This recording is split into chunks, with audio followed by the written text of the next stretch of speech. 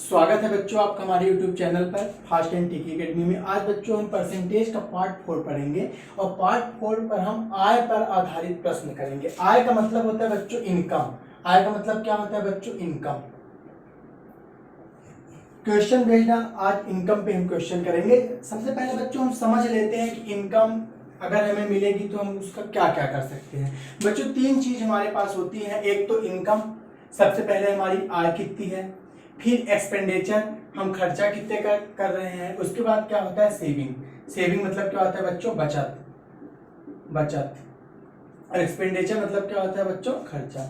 अच्छा एक चीज बताइए बच्चों, अगर मैं आपसे बोलूं कि आपकी इनकम 1200 रुपए है, आपकी इनकम कितनी है बच्चों? 1200 रुपए, और आप इसमें से 400 रुपए खर्चा कर देते हैं। कितने रुपए खर्चा कर देते हैं बच्चों? 400 रुपए। तो आपसे मैं सेविंग पूछूंगा, आप बचत कितनी कर रहे हैं, तो आप क्या बोलेंगे? सर मैं कितना बचत कर रहा हूँ? 800 रुपए। ठीक है बच्चों, यहाँ तक क्लियर होगा। आपकी इनकम कितनी थी? 1200 रुपए। एक्सपेंडिचर कितना था? 400 रुपए। तो आपकी सेविंग कितनी हो गई बच्चों? 800 रुपए। ठीक है, लेकिन अगर मैं अब आपसे बोल दूं कि आपकी इनकम कितनी है? 1500 रुपए। आपकी इनकम कितनी है? 1500 रुपए, और आपकी बचत जो है वो कितनी है? 700 रुपए। मतलब आपकी इनकम, आप कमाए कितना? 1500 रुपए, आपने बचाया कितना? 700 रुपए। तो आपने खर्चा कितना किया बच्चों? 800 रुपए। मतलब income minus saving is equal to क्या निकल के आ जाएगा मेरे पास? एक्सपेंडिचर। और इनकम में से अगर एक्सपेंडिचर निकाल देंगे तो क्या बचेगा हमारे पास बच्चों? सेविंग बचेगा। और आपको एक चीज यहाँ पे याद होनी चाहिए बच्चों, जो ये मेरी इनकम है 1500 रुपए, ये किसके बराबर होती है? 100% के बराबर। और ये भी वैल्यू क्या है? मेरी इनकम है अगर, तो ये किसके बराबर होगी? 100%। कुल मिला के मेरे बोलने का मतलब ये है बच्चों कि मेरी इनकम, मेरी आय, चाहे कितने भी रुपए हो, चाहे वो 1200 रुपए दी रहेगी क्वेश्चन में, चाहे 1500 रुपए, वो वैल्यू किसके बराबर होगी? हमेशा 100% के इक्वल होगी। चलिए बच्चों, अब हम आगे क्वेश्चन सॉल्व करते हैं।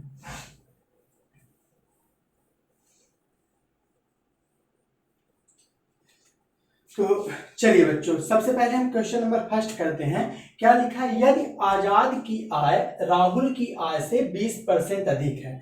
सबसे बच्चों जब इस तरह के कभी क्वेश्चन आए तो जिसकी आय अधिक है उसको बाद में लिखिए। अगर आप यहाँ पे क्वेश्चन पढ़ रहे हैं तो आपको समझ में आता होगा कि आजाद की आय राहुल की आय से 20% अधिक है। मैं पूछूं किसकी आय अधिक है, तो आप क्या बोलेंगे? आजाद की आय अधिक है।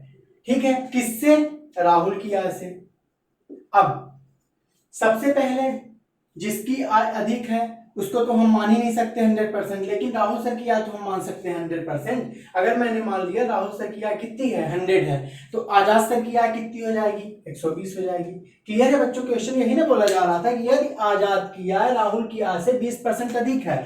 अगर आप राहुल की आय कितनी मान लिए? 100, तो आजाद की आय कितनी हो जाएगी बच्चों? 120 हो जाएगी। तो अब क्वेश्चन क्या पूछा जा रहा है? तो राहुल की आय आजाद की आय से कितने % कम है। अब आपसे पूछा जा रहा है तो राहुल की जो आय है वो आजाद की आय से कितने % कम है। अगर बच्चों मैं आपसे सिर्फ इतना पूछूं कि राहुल की आय आजाद की आय से कितना कम है, तो आप क्या बोलेंगे? कितना कम है बच्चों? 20 कम है। आप यहाँ पे देख पा रहे हैं राहुल की आय 100 है और आजाद की आय कितनी है? 120 है। मैं पूछूं इनकी कितनी कम है, तो आप क्या बोलेंगे? 20 कम है। और किससे पूछा जा रहा है? आपका आजाद से पूछा जा रहा है। 120 जिसके रिस्पेक्ट से पूछा जाता है उसे डिवाइड में रखते हैं। अब इसे आपको परसेंटेज में बदलना है तो क्या करिए? 100 से मल्टीप्लाई करिए। 2 एकम 2, 2 छक्का 12, आपके पास क्या आ जाएगा? 100/6। और इसकी फ्रैक्शन परसेंटेज वैल्यू क्या होती है? 16 से 2/3%। तो आप क्या बोलेंगे कि राहुल की आय आजाद की आय से 16 से 2/3% कम है। क्लियर है बच्चों? चलिए नेक्स्ट क्वेश्चन पे चलते हैं बच्चों। जिसके बारे में दिया रहेगा कि ज्यादा है उसको हम बाद में लिखेंगे, ठीक। और जिसके बारे में कुछ नहीं बताया रहेगा उसको हम पहले लिखेंगे और उसकी आय हम कितनी मान लेंगे? 100%। अब हम नेक्स्ट क्वेश्चन पे चलते हैं बच्चों।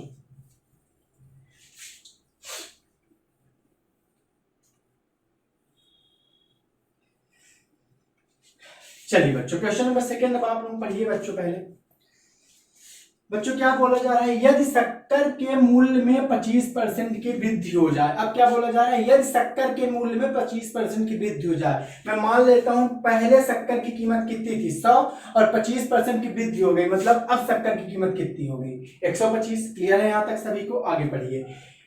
तो एक गृहिणी को इसकी खपत में कितने परसेंट कम करनी होगी। तो पूछा जा रहा है कि एक घरवाली को अब उसके खपत में कितने परसेंट कमी करनी होगी ताकि खर्चा उसका ना बढ़े।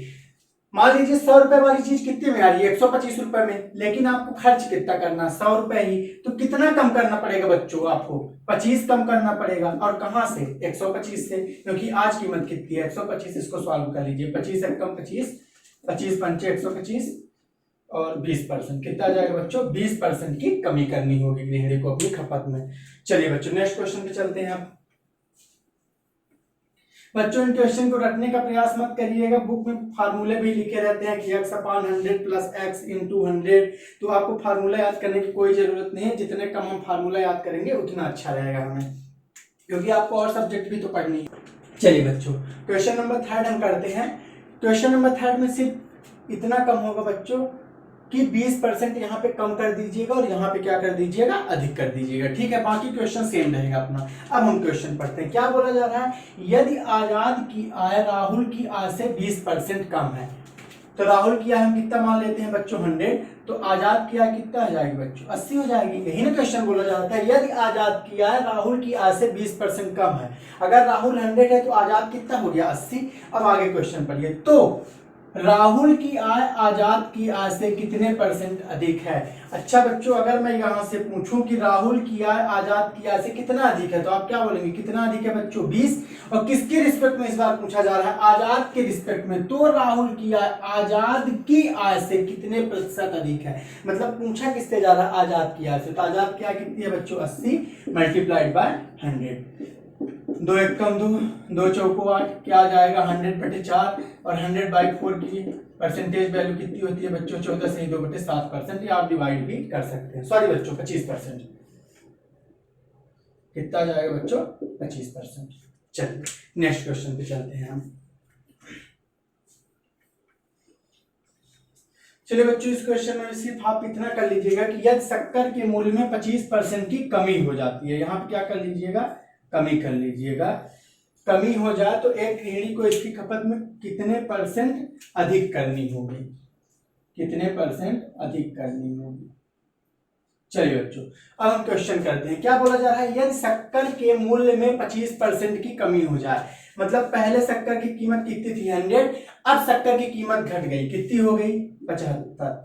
ठीक है बच्चों, यहां तक किसी को डाउट नहीं होने चाहिए। आगे क्वेश्चन पढ़ते हैं।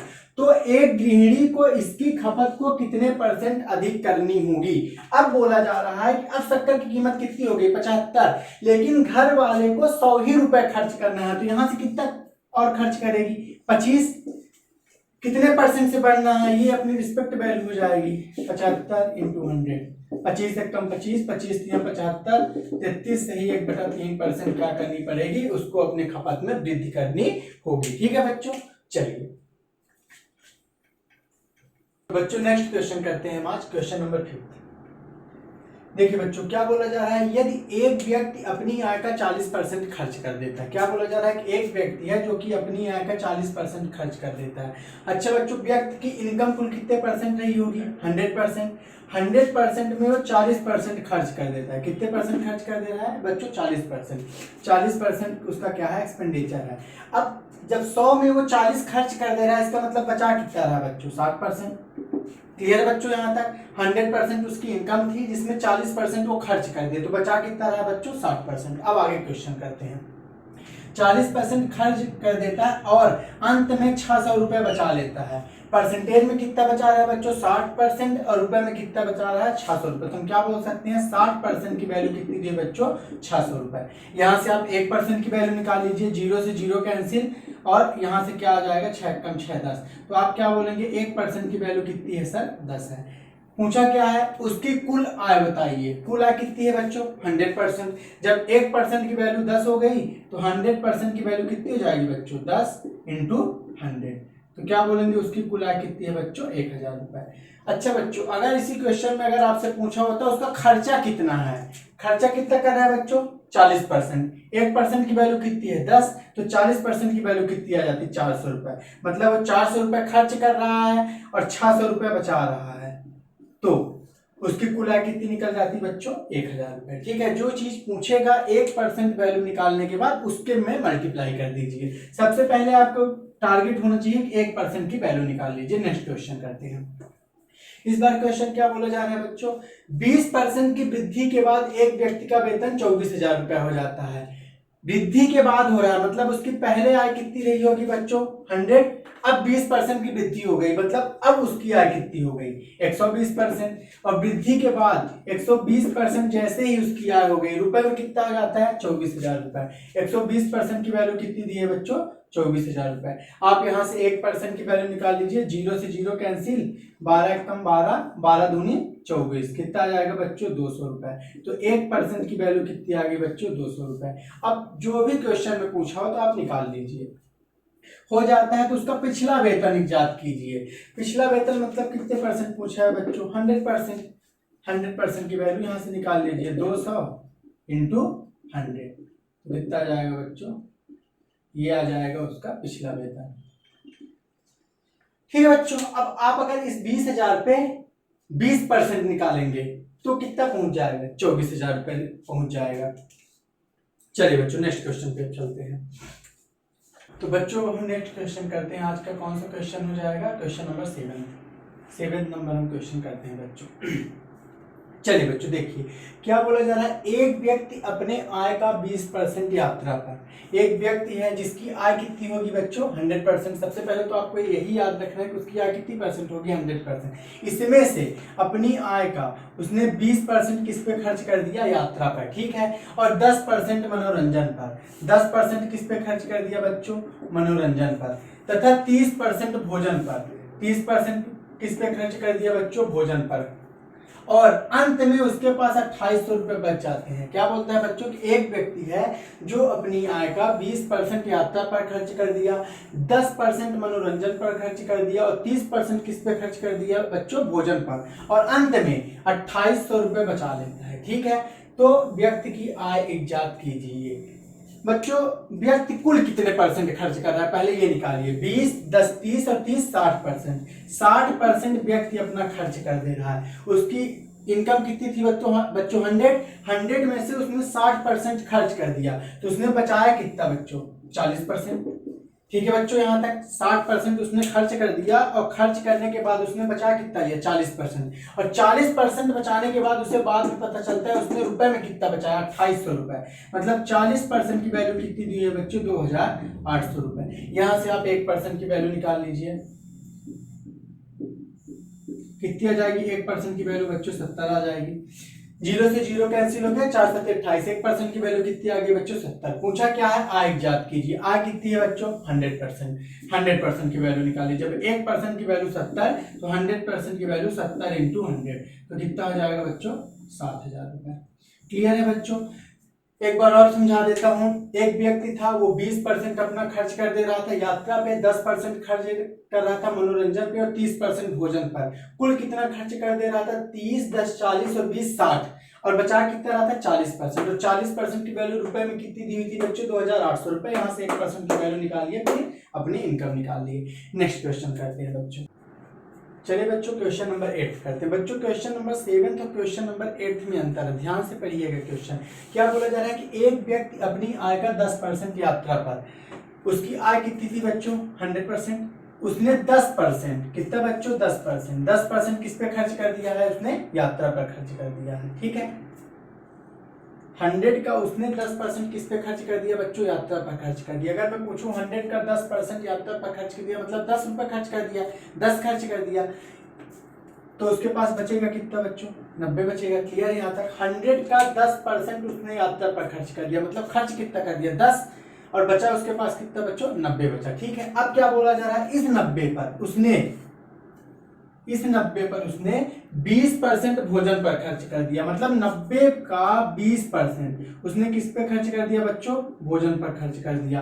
अब 90 का अगर 20% निकालेंगे तो 90 का 20% कितना होगा देख लीजिए, 90 गुणे 20 बटा 100, 0 से 0 कैंसिल हो गया, 9 दूनी 18। मतलब इस 90 पे उसने 18 और खर्च कर दिया बच्चों, तो अब उसके पास बचा कितना 72 बचा।